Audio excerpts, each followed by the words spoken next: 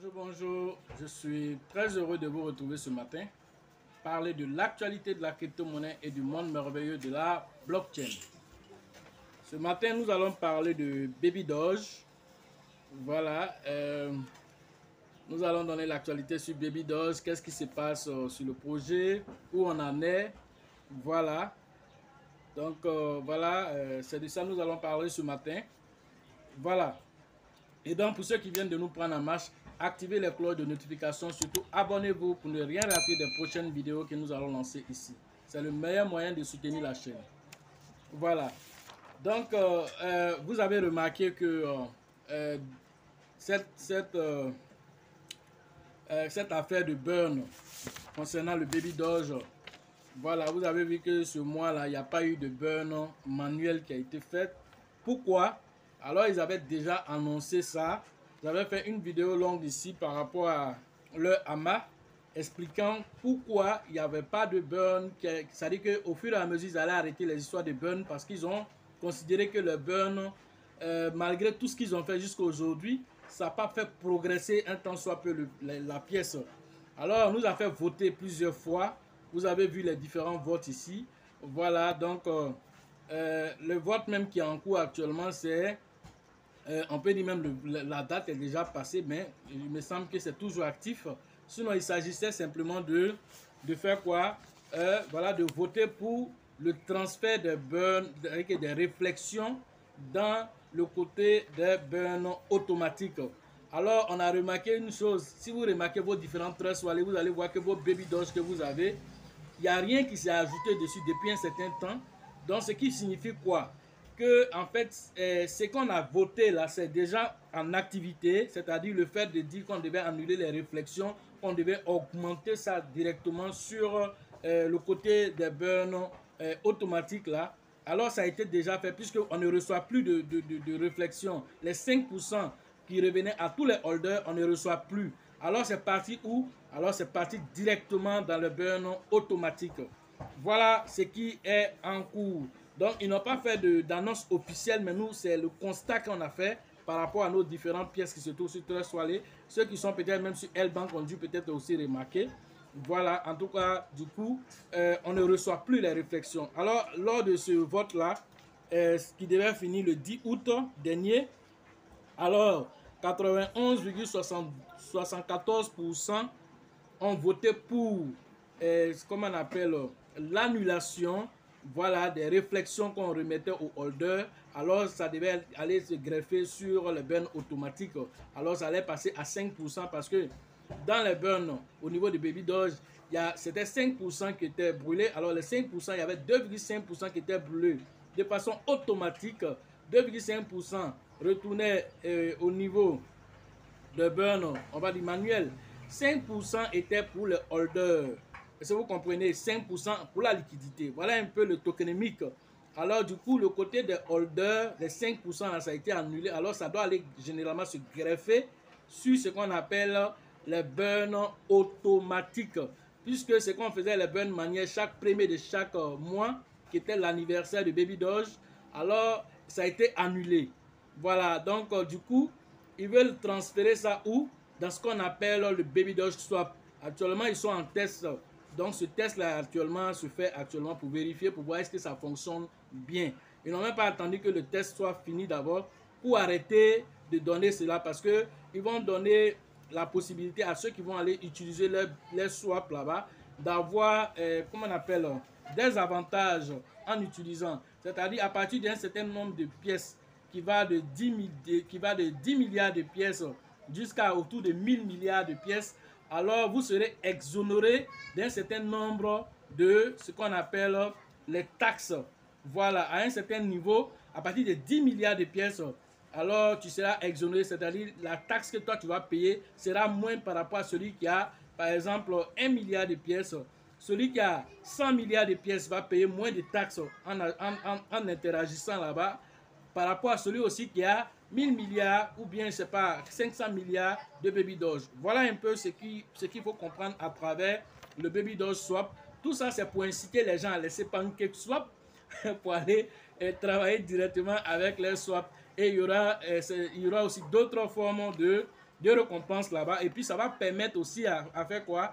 À réduire l'offre, parce que aussi des burns vont se passer d'une autre façon en faisant, comme on appelle les transactions, les burns automatiques vont s'augmenter là-bas, alors ça va brûler beaucoup plus de pièces. Alors la part qui allait donner à la plateforme PancakeSwap, alors cette part-là, tout ça là sera retourné, voilà, on va dire dans le burn automatique. Voilà ce qui va se passer. Voilà. Et donc, lors de ce vote-là, il y avait 8,26 contre, voilà, qui ne voulaient pas, mais la majorité, c'était 91,74% qui était pour le fait de transférer ce qu'ils recevaient en réflexion pour envoyer ça directement dans ce qu'on appelle le burn automatique. Voilà ce que vous devez comprendre à travers ceci. Il y a d'autres, comment on appelle ça? Il y a d'autres votes qui sont en cours. Voilà, on parle même de réduction de taxes aussi de moitié pour 1 ou 3 jours. Voilà, ça c'est un vote qui est en cours actuellement si vous voulez aller voter. Alors ça permettra à quoi? Ça permettra à ce que, bon, pendant 3 jours au moins, les gens vont faire des campagnes publicitaires autour de Baby Doge pour inciter les gens à acheter et tout ça. Bon, ça aussi c'est un vote qui a été mené là-bas. 99,44% ont dit OK pour cela. Voilà. N'oublions pas que le fait aussi de lancer la nouvelle pièce Baby, une autre pièce à côté de Baby Doge qui devait venir être un booster. Alors ça, comment on appelle, proposition a été, on va dire, rejetée par la communauté. Et ça aussi, ça a été pris en compte. Donc, voilà ce que vous devez comprendre à travers ceci. Voilà. Donc, Baby Doge n'envisage pas actuellement de faire un V2 parce que quand on a posé la question au créateur dans le Hama dernier, alors il a expliqué que il ne voit pas l'utilité de faire un V2 parce que lui-même à la création, il a fait exprès pour choisir de créer 420 milliards, 420 milliards de, voilà, de 420 millions de milliards de pièces avec 420 quadrillions de pièces. Pourquoi? Parce que bon, ça l'amusait. Il dit la quantité de Shiba qui était 1 million de milliards, un quadrillion, lui il a fait 420. Pourquoi pas faire 2, pourquoi pas faire 3? Il sait. Alors s'il a fait, il est conscient de cela. Il dit simplement, il voulait que quand quelqu'un met quelques petits dollars, ça lui donne beaucoup de pièces. C'est ce qu'il avait c'est ce qu'il amusait en fait. Voilà, donc il n'a pas l'intention de faire, en tout cas pour leur un V2, il ne trouve pas utile de le faire. Voilà. Mais parlons un peu des pièces qui ont fait les V2. Si on prend le cas de SafeMoon, qui est l'une des premières crypto-monnaies, même coin, en tout cas, qui a vraiment eu beaucoup de holders, plus de 3 millions de holders. Mais ces gars-là, quand ils ont lancé leur V2, alors ça tuait carrément l'engouement qui était autour. Parce que les gens qui avaient des millions de milliards de pièces, du coup, ils se sont retrouvés à des milliers de pièces. Donc, du coup, ça ne les a pas trop enchantés. Alors, ça tuait l'engouement qui était autour de SafeMoon. Alors, en tout cas, quand on regarde l'historique des différents V2 pour SafeMoon là, pour SafeMoon, alors ça n'a pas été vraiment intéressant. Voilà, mais quand on regarde le V2 de Saitama, on dira que côté prix, V2 de Saitama, ça boostait la pièce Saitama en termes de volume d'échange. Maintenant, quand on regarde dans la pratique même, dans la pratique de la migration, alors Saitama a raté le V2 parce que beaucoup de personnes continuent de se plaindre par rapport aux Saitama qui sont encore sur la V1, qui n'ont pas encore été transférés. Alors, vraiment, ça, ce côté-là, ils n'ont pas vraiment trouvé la bonne technologie qu'il fallait pour faire le transfert de V1 à V2. Là, je reprends cela à Saitama. Mais quand je prends la petite pièce de Little Rabbit, bien que je n'apprécie pas son projet, mais eux sont passés par Everrise, qui a aussi un bon protocole pour faire leur migration. Alors leur migration s'est passée merveilleusement bien. En tout cas, mais c'est seulement la date qu'ils ont donné, le nombre de temps qu'ils ont donné qui a été un peu insuffisant. Après, ils ont fait une migration manuelle. Une autre migration qui a bien réussi, alors c'est la migration de Spooky Shiba. Spooky Shiba a fait sa migration, ouf, c'était vraiment propre. Donc, tous ceux qui avaient du Spooky Shiba, dès que tu prends l'ancien contrat que tu t'en vas mettre immédiatement, tu as le nouveau contrat qui se met en application avec le nombre de pièces qui est destiné à ton portefeuille, ça s'est passé automatiquement. On peut dire même quand j'ai fait le classement, en tout cas par rapport aux migrations que j'ai suivies, en tout cas celui de Spooky Shiba est en premier, celui de Little Rabbit en deuxième, Saitama, on peut dire même celui de Safe Moon est en troisième, et celui de Saitama est en dernière position, en tout cas par rapport au cas de V2 que j'ai suivi, parce que Saitama a vraiment raté sa forme de migration. N'oublions pas que Saitama, c'est d'abord un ERC20. Avec les frais déjà qui sont assez énormes, ils devaient trouver une stratégie pour faciliter tout ça. Mais ça n'a pas été fait. Donc, eux-mêmes, là, quand tu vas suivre le tuteur, ils te disent qu'ils attendent d'abord quand les frais de Ethereum là baissent. Quand les frais d'Ethereum baissent là, c'est là maintenant ils essaient d'envoyer les pièces des gens. Parce que quand ils envoient là, c'est les Ethereum. Puisque c'est fait sur la blockchain Ethereum, alors ils doivent payer des frais en Ethereum pour envoyer ça dans vos différents trust wallets. Alors eux aussi, ils attendent souvent quand il y a baisse au niveau des frais. C'est là maintenant ils balancent. Ils viennent faire un truc pour dire, bon, comme les frais ont baissé, on va commencer à envoyer pour certains groupes encore.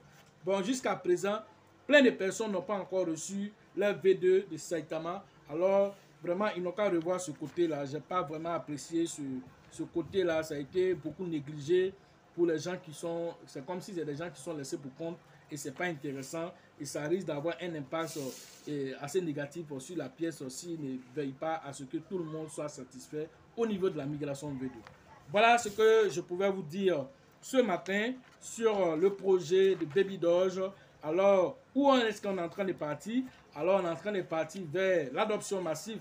On est en train de partir vers un Baby Doge qui veut tout faire pour lancer son swap. Après son swap, alors ils disent que concernant par exemple la carte de débit, alors ils attendent leur tour parce qu'ils sont sur une liste d'attente. Alors dès que ça sera OK aussi, le côté carte de retrait avec le Baby Doge sera implémenté. Mais pour l'heure, voilà, le swap, le Baby Doge swap sera opérationnel dans peu de temps.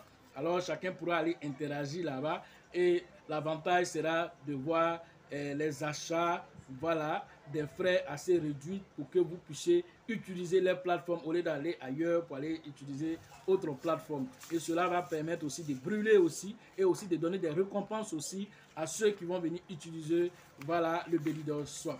Voilà ce qu'on pouvait vous dire ce matin sur l'actualité des crypto-monnaies et du monde merveilleux de la blockchain. Alors, pour ceux qui veulent faire les formations en ligne, le numéro se trouve sur la vidéo. Voilà, et aussi dans la description de la vidéo. Quand on dit description de la vidéo, c'est en bas de la vidéo. Voilà. Donc, les gens, il dit, mais quand tu dis description, là, nous, on est nouveaux, là, c'est même pas ce qu'on appelle description. C'est-à-dire, quand tu es en train de regarder la vidéo, en bas, là, il faut regarder, il faut fouiller là-bas. Tu vas voir, il y a plein d'informations qui sont là-bas.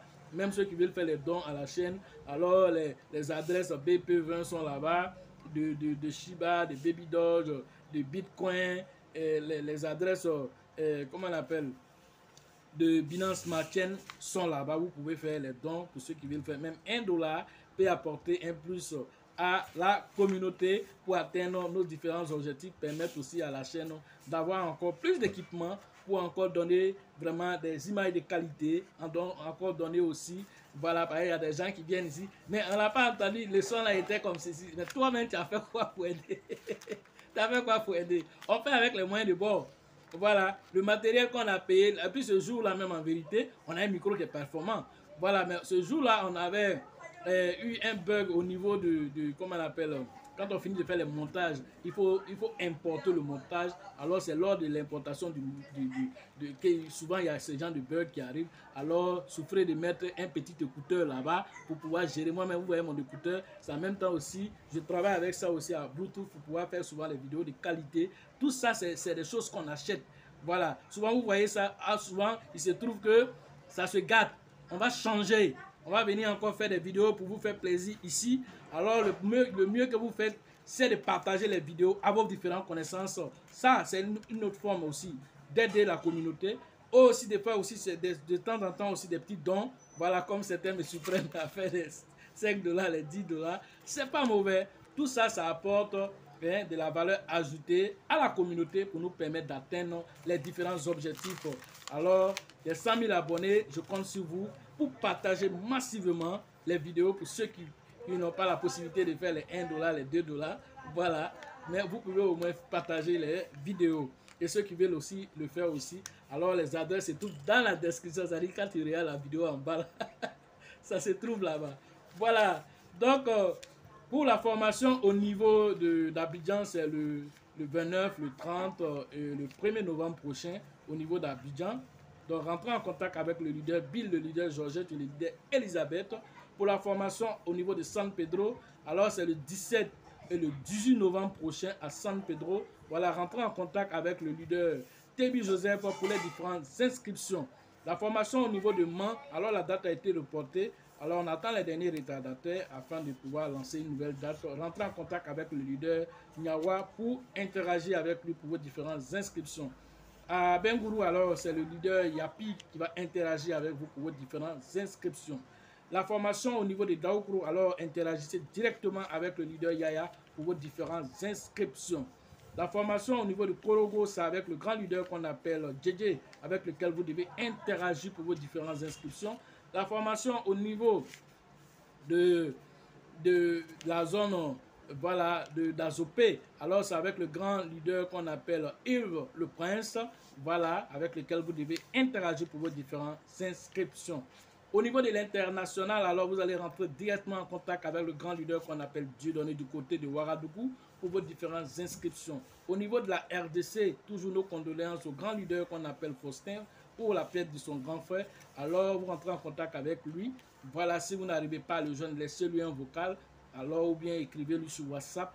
Il va vous répondre. Voilà, parce que n'oubliez pas qu'il est en deuil. Voilà, la formation au niveau du Sénégal, c'est avec le grand leader qu'on appelle Mahama que vous devez interagir pour vos différentes inscriptions.